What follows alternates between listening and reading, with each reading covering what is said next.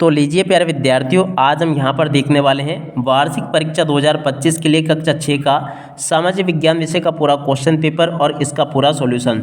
जी हाँ प्यारे विद्यार्थियों, यहाँ से आप लोग इस क्वेश्चन पेपर को पूरा अच्छे प्रकार से देखकर जाइएगा ताकि आप सभी को वार्षिक परीक्षा 2025 कक्षा 6 का सामाजिक विज्ञान विषय का क्वेश्चन पेपर अच्छे प्रकार से समझ में आ सके। टोटली प्यारे विद्यार्थियों बिल्कुल इसी प्रकार का क्वेश्चन पेपर आपसे परीक्षाओं में पूछा जाएगा, जैसा कि आपको मैं यहाँ से बताऊँगा। तो चलो जल्दी से हम आगे बढ़ते हैं, समझते हैं कि वार्षिक परीक्षा 2025 कक्षा 6 का सामाजिक विज्ञान विषय का क्वेश्चन पेपर आपसे परीक्षाओं में किस प्रकार से पूछा जाएगा और आप सबको प्यारे विद्यार्थियों अपने पेपर का सॉल्यूशन कैसे पूरा कंप्लीट कर लेना चाहिए।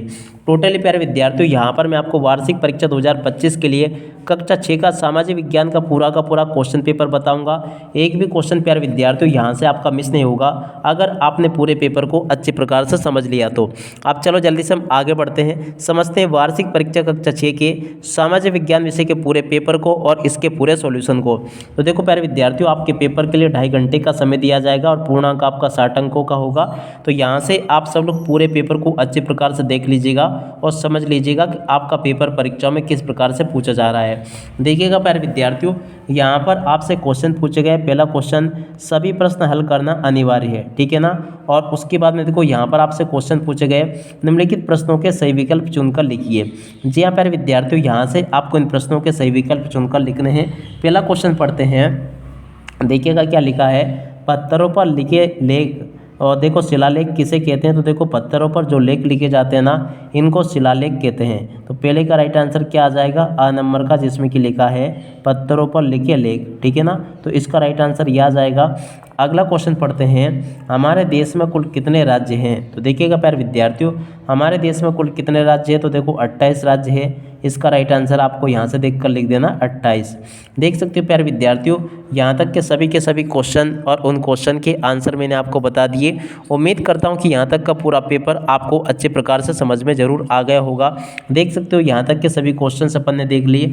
और प्यारे विद्यार्थियों, अगर आप लोग वाकई में अपने कक्षा 6 की वार्षिक परीक्षा में टॉप करना चाहते हो ना, तो जल्दी से चैनल को सब्सक्राइब जरूर कर ले, क्योंकि एकमात्र इसी चैनल पर आपको वार्षिक परीक्षा कक्षा 6 के समस्त विषय की तैयारी बहुत अच्छे प्रकार से करवाई जा रही है। तो इसलिए आप सब लोगों से रिक्वेस्ट है कि जल्दी से जल्दी आप लोग चैनल को सब्सक्राइब जरूर कर लीजिएगा।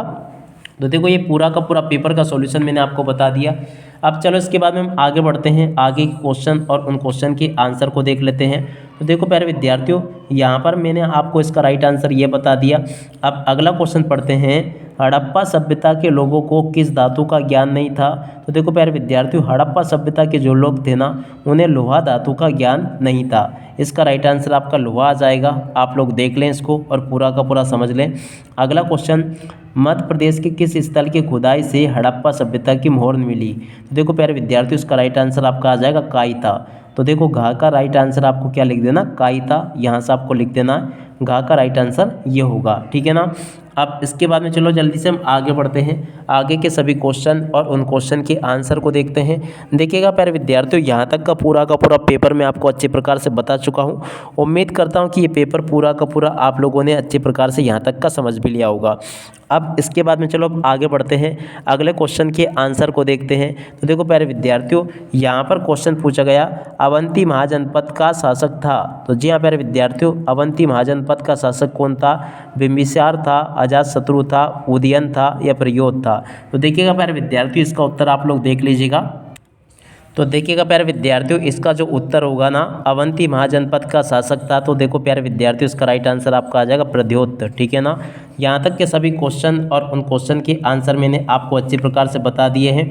उम्मीद करता हूँ कि यहाँ तक का पूरा पेपर आप सब लोगों ने अच्छे प्रकार से देख लिया होगा और इसको अच्छे से समझ भी लिया होगा। टोटली आपका पेपर परीक्षाओं में इसी प्रकार से पूछा जाएगा, जैसा कि आपको मैंने यहाँ से आपको बताया। अब चलो जल्दी से हम आगे बढ़ते हैं, आगे के सभी क्वेश्चन और उन क्वेश्चन के आंसर देख लेते हैं। तो देखो प्यारे विद्यार्थियों, अगला क्वेश्चन पूछा गया, सांची के स्तूप का तोरण द्वार का निर्माण के काल में हुआ। तो देखो एक कुषाण काल में हुआ। क्या लिखोगे यहाँ पर, कुषाण, ठीक है ना। इस प्रकार से प्यारे विद्यार्थियों, आप सब लोग यहाँ तक के इन क्वेश्चन के आंसर को देख लें और पूरा का पूरा लिख लें। अब अगला क्वेश्चन पढ़ते हैं, स्वर्णयुग काल को कहा जाता है। तो देखो प्यारे विद्यार्थियों, स्वर्णयुग किस काल को कहा जाता है। तो देखिएगा यहाँ से आपको लिख देना गुप्त काल। स्वर्णयुग जो है ना, गुप्त काल को कहा जाता है। इसका राइट आंसर यहाँ से आपको गुप्त काल लिख देना है। यहाँ तक के प्यारे विद्यार्थियों ए टू जेड सभी के सभी क्वेश्चन और उन क्वेश्चन के आंसर्स मैंने आपको बता दिए। उम्मीद करता हूँ कि ये पूरा का पूरा पेपर आपको यहाँ तक का अच्छी प्रकार से समझ में ज़रूर आ गया होगा। अब चलो इसके बाद में हम आगे बढ़ते हैं, आगे के सभी क्वेश्चन और उन क्वेश्चन के आंसर देखते हैं। अगला क्वेश्चन पूछा गया, नालंदा वर्तमान राज्य में स्थित है। तो देखिएगा प्यारे विद्यार्थियों, नालंदा जो ना वर्तमान बिहार राज्य में स्थित है। और अगला क्वेश्चन पढ़ते हैं, ईसाई धर्म के संस्थापक थे। तो देखो ईसाई धर्म के जो संस्थापक थे ना, उनका नाम था ईसा मसीह, ठीक है ना। तो यहाँ से प्यारे विद्यार्थियों आपको ईसा मसीह लिख देना है। यहाँ तक के सभी क्वेश्चंस और उन क्वेश्चन के आंसर अपन ने देख लिए। अगला क्वेश्चन पढ़ते हैं, विक्रमादित्य की उपाधि को मिली, किसको मिली? चंद्रगुप्त द्वितीय को। तो यहाँ से प्यारे विद्यार्थियों आप सब लोग देख लें और पूरा का पूरा इसको समझ लें। यहाँ तक के सभी क्वेश्चन और उन क्वेश्चन के आंसर प्यारे विद्यार्थियों आपको मैंने बता दिए। अब चलो जल्दी से हम आगे बढ़ते हैं, आगे के पेपर को देखते हैं। तो देखिएगा प्यारे विद्यार्थियों, आगे आपका पेपर परीक्षा में इस प्रकार से पूछा जाएगा, आप सब लोग देख लें और पूरे पेपर को समझ भी लें।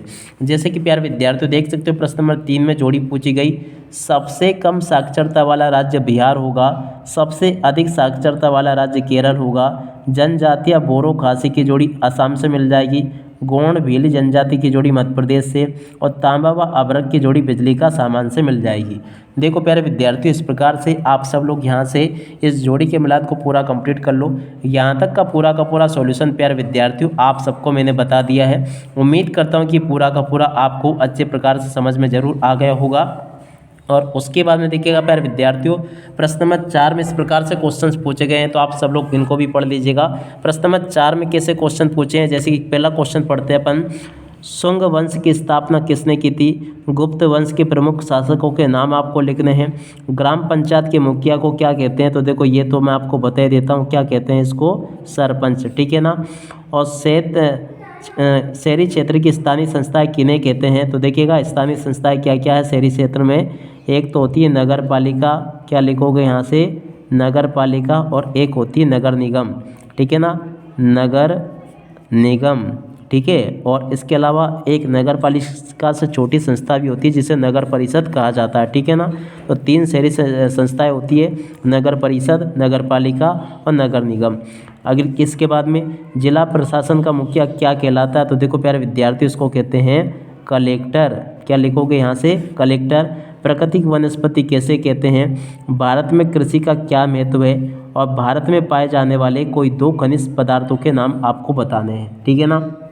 और देख सकते हो इस प्रकार का पूरा पेपर आपसे परीक्षा में पूछा जाएगा। यहाँ तक के सभी क्वेश्चन और उन क्वेश्चन के आंसर मैंने बता दिए।